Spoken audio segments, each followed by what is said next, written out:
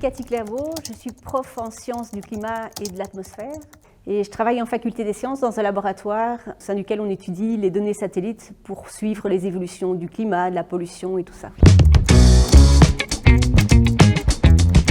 Pour moi, écrire dans The Conversation, c'est une façon de faire descendre la science au niveau du grand public. Donc, j'ai écrit 9 articles dans The Conversation. À peu près la moitié de ces 9 articles, c'est quand j'ai vu passer des demandes à eux d'expertise sur des sujets que je maîtrisais bien. Par exemple, les interactions entre le volcan et le climat. Quels sont les niveaux de pollution qu'on va retrouver en hiver au-dessus des villes. Je remarque par exemple que pour les articles qui ont le mieux marché, ils se retrouvent sur les pages Google assez haut placées. Et du coup, grâce à ça, j'ai des contacts avec soit des journalistes, soit des gens de la société civile, soit des profs dans les écoles, qui me demandent des suppléments d'explications par rapport à ce qu'on a raconté dans l'article.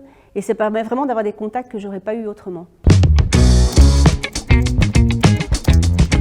Par rapport à d'autres médias, on est parfois un peu frustré parce que quand on explique quelque chose au journaliste, il va reprendre que certaines sections, il ne va pas interagir avec nous pour voir s'il a bien compris. Toute la différence avec The Conversation, c'est qu'il retravaille l'article, mais à tout moment, on a notre mot à dire. Donc jusqu'à la fin, c'est nous qui appuyons sur le bouton en disant « Go, c'est prêt à être publié, je suis d'accord avec tous les mots qu'il y a dans cet article ». Et c'est ça que j'aime vraiment bien en fait. Ça garde à la fois la rigueur scientifique tout en traduisant nos travaux dans un vocabulaire qui est accessible à tout le monde.